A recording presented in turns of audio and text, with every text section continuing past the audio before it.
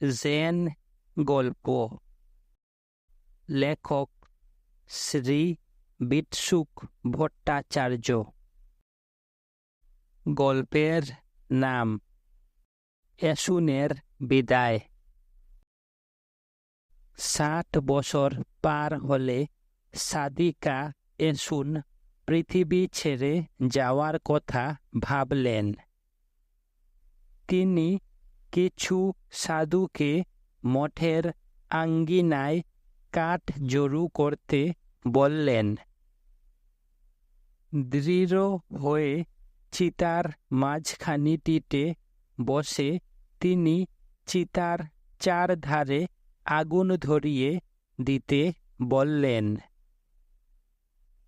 একজন সাধু চিৎকার করে বললেন, মহাথেরি, উ কি উত্তপ্ত। এসুন বললেন, আপনার মতো মূর্খই খালি এ নিয়ে ভাববে। শিখা হিরে উঠল।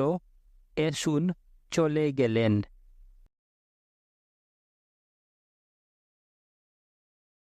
গল্পের নাম সূত্রপাত। এক কৃষক তার প্রয়াত স্ত্রীর জন্য এক টেন্ডাই পুরোহিতকে সূত্র পাঠ করার অনুরোধ জানালেন। পাঠ শেষ হলে কৃষক জিজ্ঞাসা করলেন, আপনি কি মনে করেন এতে আমার স্ত্রীর লাভ হবে? পুরোহিত বললেন, কেবল আপনার স্ত্রী নন, সকল ভূত জগৎ এই সূত্রপাঠে পরিতৃপ্ত হবেন। কৃষকটি বললেন, যদি সর্বভূত এতে লাভবান হয় তাহলে আমার স্ত্রীর ক্ষতি হবে। সকলে তার থেকে সুবিধা নিয়ে নিলে তিনি অতি দুর্বল হয়ে পড়বেন। এতএব একান্তভাবে শুধু তার জন্যই দয়া করে সূত্রপাঠ করুন। পুরোহিত ব্যাখ্যা করে বললেন, সর্বলোকের মঙ্গল ও কল্যাণ কামনাই একজন বুদ্ধবাদীর কাজ। কৃষকটি সব শুনলেন। শেষে বললেন, এ খুব সুন্দর শিক্ষা, কিন্তু দয়া করে একটি ব্যতিক্রম ঘটান।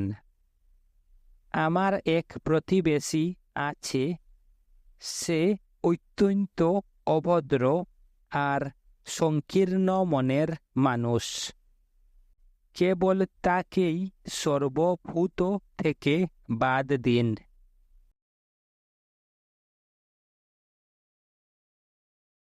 গল্পের নাম আর 3 দিন। নির্জন গ্রীষ্মবাসের সময় আচার্য সুইউর কাছে দক্ষিণ জাপান থেকে এক শিষ্য এলেন। সুইউ তাকে সমস্যা দিলেন। এক হাতের তালি শুনুন। 3 বছর গেল। শিষ্যটি পরীক্ষায় উত্তীর্ণ হতে পারলেন না। এক রাত্রে তিনি শ্মশ্রু চোখে আচার্যের কাছে এসে বললেন, লজ্জিত ও অপ্রতিভ হয়ে আমি দক্ষিণে ফিরে যাব, কারণ আমি সমস্যা পূরণ করতে পারলাম না।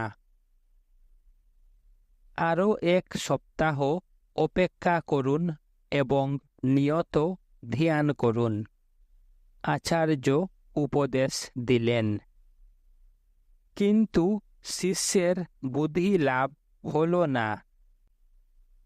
আরও 1 সপ্তাহ চেষ্টা করুন। শিষ্যটি আদেশ পালন করলেন, কিন্তু তার চেষ্টা বৃথা হল। আরও 1 সপ্তাহ, অথচ কোনো ফল হল না। নিরাশ হয়ে শিষ্য বিদায় প্রার্থনা করলেন। আচার্য আরও 5 দিন ধ্যানের অনুরোধ করলেন, তাতেও কোনো ফল হল না। আচার্য তখন বললেন, আরও 3 দিন ধ্যান করুন। যদি তারপরেও বুদ্ধি না পান, নিজেকে আপনার হত্যা করাই ভালো। দ্বিতীয় দিন শিষ্যটি বুদ্ধি লাভ করলেন।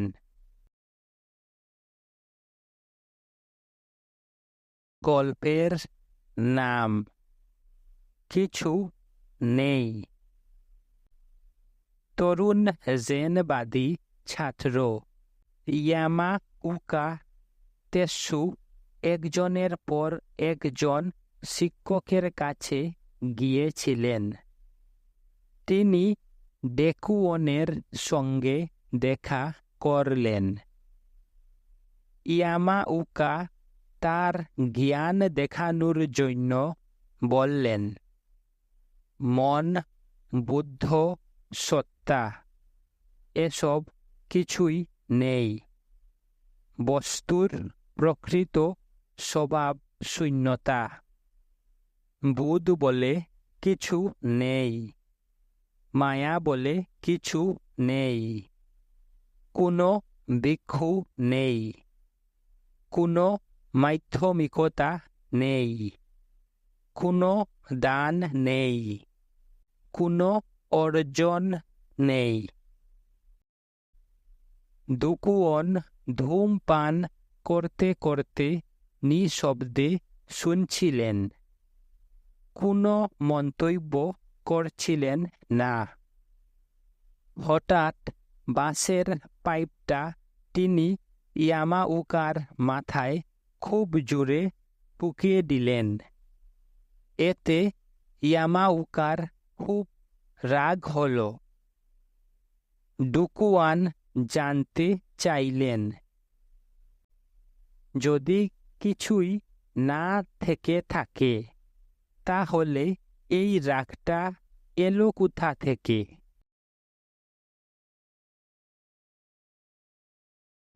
গল্পের নাম কাজ নেই, খাবার নেই। চীন দেশের জেন শিক্ষক হিয়াকুজু 80 বছর বয়সেও ছাত্রদের সঙ্গে হাঁটতেন। দেখা যেত তিনি বাগান ঝাঁট দিচ্ছেন, ঘাস কাটছেন, ডাল ছাঁটছেন। বুড়ো শিক্ষকের কঠিন কাজ দেখে ছাত্রদের খারাপ লাগত। তারা জানতেন যে শিক্ষক তাদের নিষেধ শুনবেন না, তাই তারা শিক্ষকের বাগানে কাজের যন্ত্রপাতি লুকিয়ে রেখে দিলেন। শিক্ষক সেদিন খেলেন না, পরের দিনও খেলেন না, তার পরের দিনও তার না খেয়ে কাটল। ছাত্ররা ভাবলেন, যন্ত্রপাতি লুকিয়েছি, তাই বোধ হয় উনি রাগ করেছেন। আমরা ওগুলো ফিরিয়ে দেব। ছাত্ররা তাই করলেন। শিক্ষক পরের দিন কাজ করলেন। তারপর আগের মতোই খাওয়া দাওয়া করলেন। তিনি সন্ধ্যাবেলা ছাত্রদের উপদেশ দিলেন, কাজ নেই, খাবার নেই।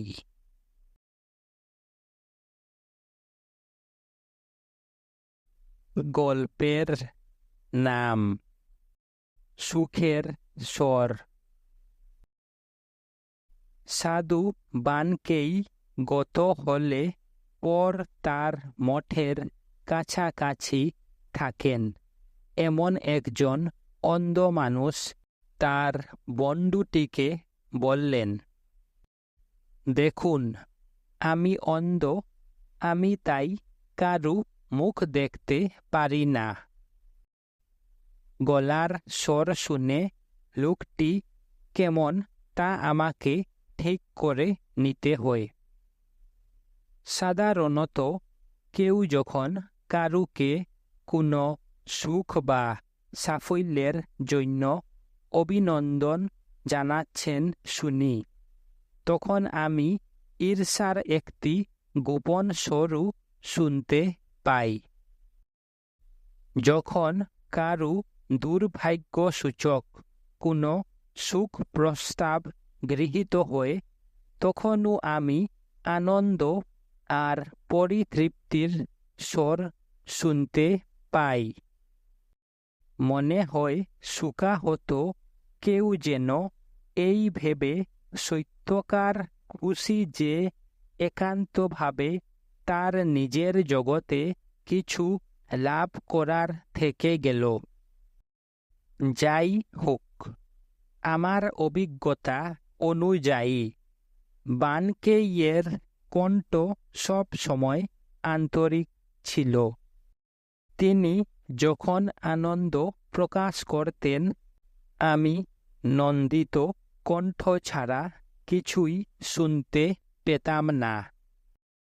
আর তিনি যখন দুঃখ প্রকাশ করতেন, তখন কেবল দুঃখেরই অভিব্যক্তি শুনতে পেতাম।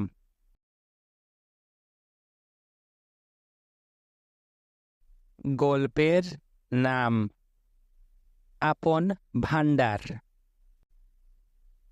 দাইজু চীনের সাধু বাসুকে দর্শন করলেন।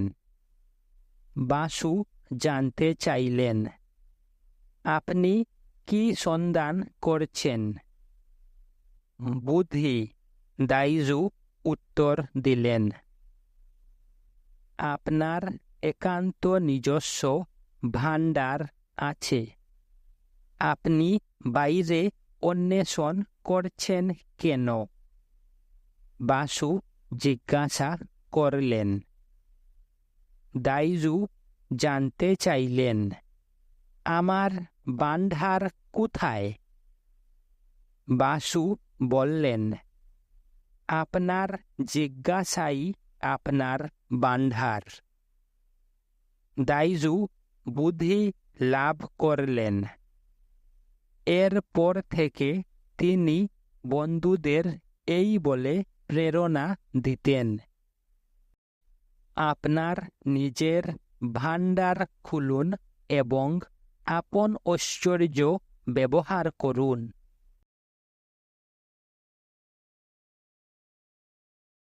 গল্পের নাম জল নেই, চাঁদ নেই।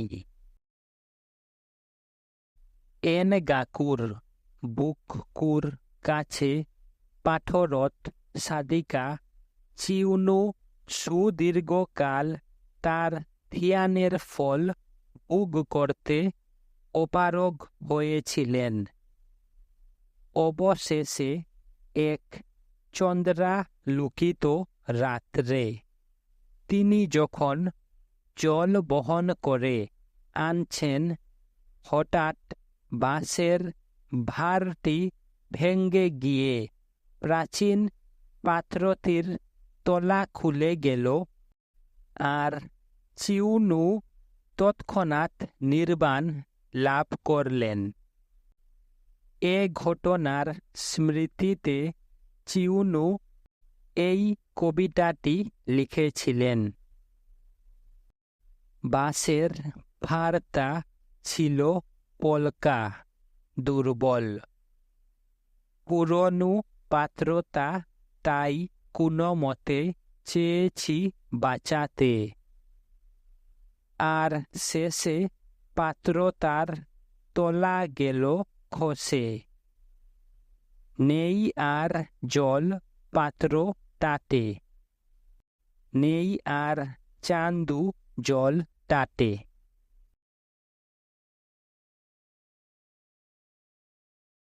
গল্পের নাম, পরিচয় পত্র। মেইজি যুগের কিয়োতোয় টুফুকু মঠের প্রধান ছিলেন জেন শিক্ষক আচার্য কেইচু।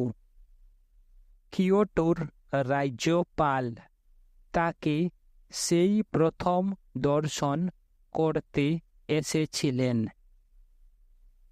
পরিচারকটি তার পরিচয়পত্র বহন করে নিয়ে গেল। তাতে লেখা ছিল, কিতাগাকি, কিয়োটোর রাজ্যপাল। দেখে কেইচু তার পরিচারককে বললেন, এরকম কোনো লোকের সঙ্গে আমার কোনো কাজ নেই। তাকে এখনই চলে যেতে বলো। পরিচারকটি বিনীতভাবে পরিচয়পত্রটি ফিরিয়ে দিয়ে গেল। রাজ্যপাল বললেন, আমার ভুল হয়েছিল। এই বলে তিনি পরিচয়পত্র থেকে কিয়োটোর রাজ্যপাল কথাটি কেটে দিলেন। বললেন, আপনি আচার্যের কাছ থেকে এবার জেনে আসুন। আচার্য পরিচয়পত্রটি দেখে এবার বললেন, ও কিতাগাকি, এ মানুষটির সঙ্গে আমি দেখা করতে চাই।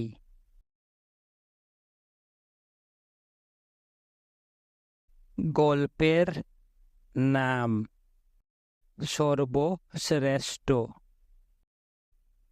বাজারের ভেতর দিয়ে যেতে যেতে বানজান এক কসাই আর এক খরিদ্দরের কথা শুনতে পেলেন। লোকটি বলছে, সবচেয়ে ভালো মাংসটি আমাকে দিন। শুনে কসাই বলল, আমার দোকানের সব জিনিস সবচেয়ে ভালো। সবচেয়ে ভালো নয় এমন এক টুকরো মাংসও আপনি এখানে পাবেন না। এ কথা শুনে বানজান বুদ্ধি লাভ করলেন।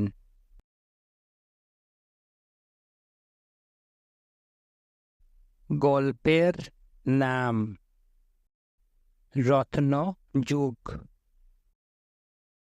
এক প্রশাসক তাকুয়ান নামে জেন শিক্ষকের কাছ থেকে সময় কিভাবে কাটাবেন তা জানতে চাইলেন।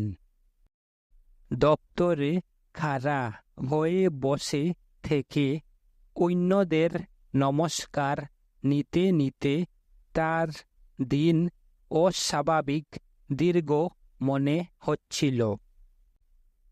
তাকুয়ান 8টি চীনে অক্ষরের এই চিত্রলিপি রচনা করে প্রশাসককে দিলেন।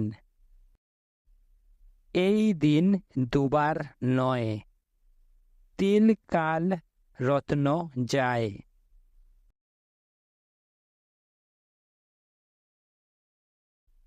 গল্পের নাম, মুকুসেনের হাত। তাম্বা প্রদেশের এক মন্দিরে মুকুসেন হিকি থাকতেন। তার এক ভক্ত তার স্ত্রীর কৃপণতার অভিযোগ করলেন। মুকুসেন তার স্ত্রীর সঙ্গে দেখা করলেন। মহিলার মুখের সামনে হাত মুঠো করে তুলে ধরলেন তিনি। মহিলা অবাক হয়ে বললেন, এর মানে কি? মুকু সেন বললেন, মনে করুন আমার হাত সব সময় এই রকম। তাহলে আপনি একে কি বলবেন? প্রতিবন্ধী। মহিলা উত্তর দিলেন। মুকু সেন তখন মহিলার মুখের সামনে তার করতল মেলে ধরলেন। বললেন, মনে করুন আমার হাত সব সময় এরকম। তাহলে? মহিলা বললেন, আরেক রকমের প্রতিবন্ধী। মুকু সেন বললেন, যদি তা বুঝে থাকেন তবে আপনি সুগৃহিণী। এই বলে তিনি চলে গেলেন। এরপর থেকে মহিলা স্বামীকে ব্যয় ও সঞ্চয়ের কাজে সমান সাহায্য করতেন।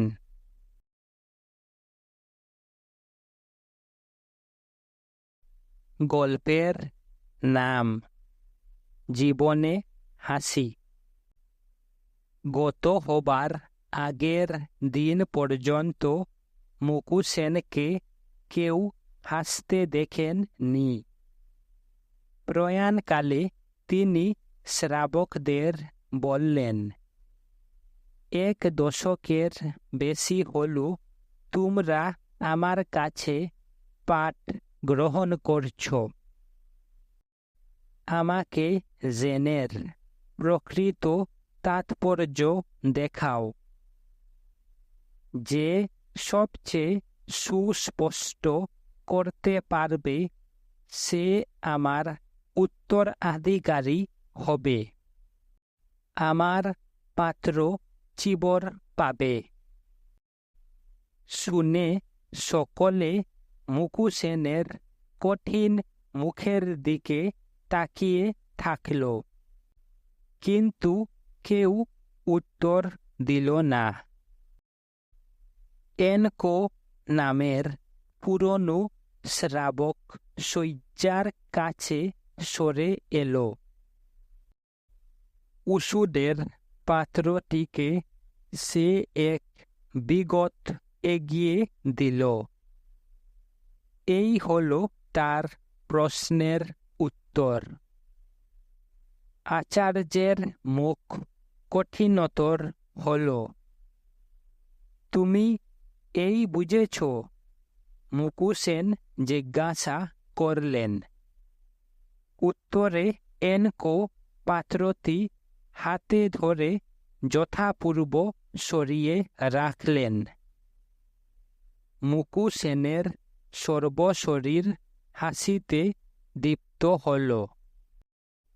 এনকুকে তিনি বললেন, জালম ছেলে, 10 বছর আমার কাছে পাঠ অভ্যাস করেছ তুমি, কিন্তু আমাকে দেখা তোমার বাকি আছে। নাও পাত্র, চিবর নাও, এ দুটি তোমার।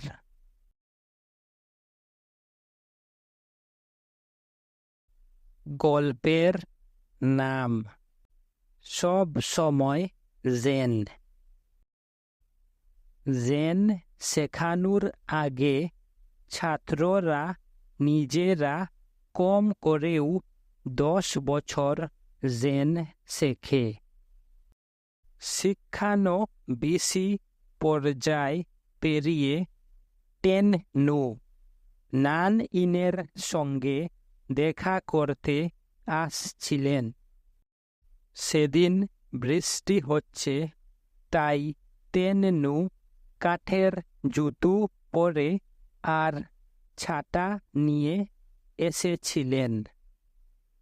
সম্ভাষণ শেষে নান ইন বললেন, মনে হয় আপনার জুতো আপনি বারান্দায় ফেলে এসেছেন, আর আপনার ছাতা জুতোর ডাইনে না বাঁয়ে আছে আমি জানতে চাই।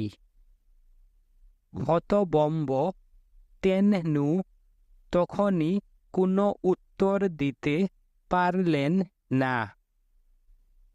বুঝলেন সব সময়ের যেন তিনি শেখেননি। নান ইনের ছাত্র হয়ে তিনি আরও 6 বছর প্রতি মুহূর্তের জেন শিক্ষা করলেন।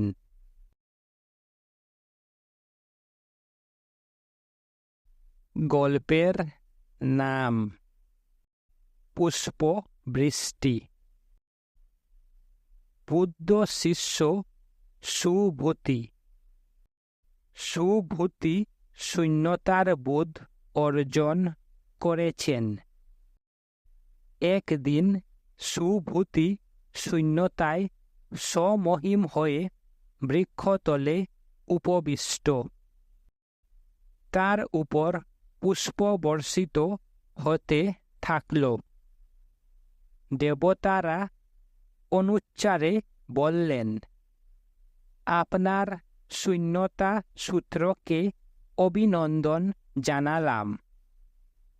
সুভূতি বললেন, আমি শূন্যতা সূত্র তো আলোচনা করিনি। দেবতারা উত্তর দিলেন, আপনি শূন্যতা আলোচনা করেননি, আমরাও শূন্যতা শুনিনি। এই হল সত্যকারের শূন্যতা। আবার সুভূতির উপর পুষ্পবৃষ্টি হল।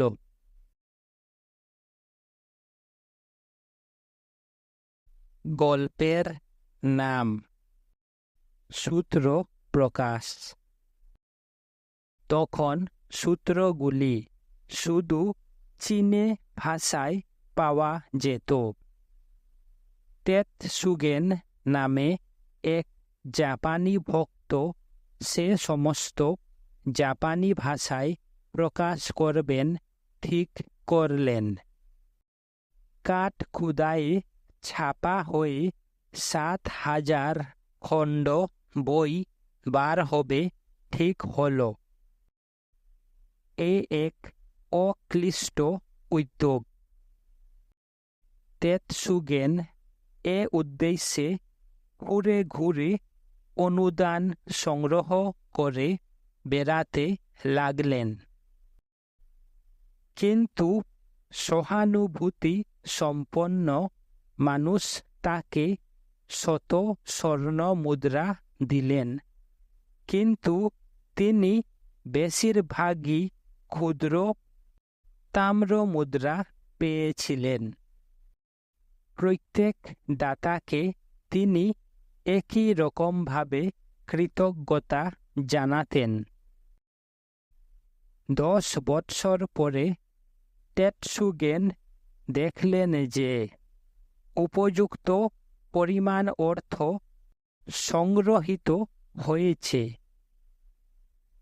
ঠিক সেই সময় উজি নদীতে বান ডাকল। বন্যার পর এলো দুর্ভিক্ষ।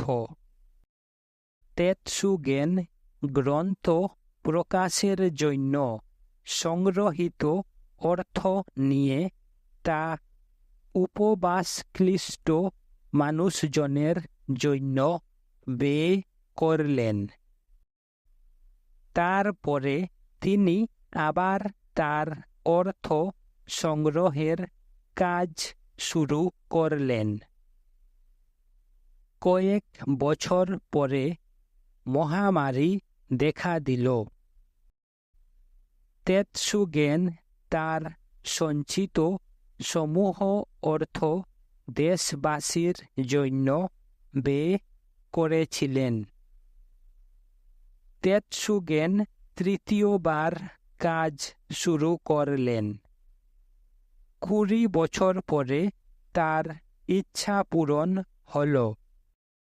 কিয়োটোর উবাকু মঠে সূত্রগুলির প্রথম সংস্করণের ছাপার কাজে ব্যবহৃত কাঠ খোদাইগুলি এখনও দেখা যায়।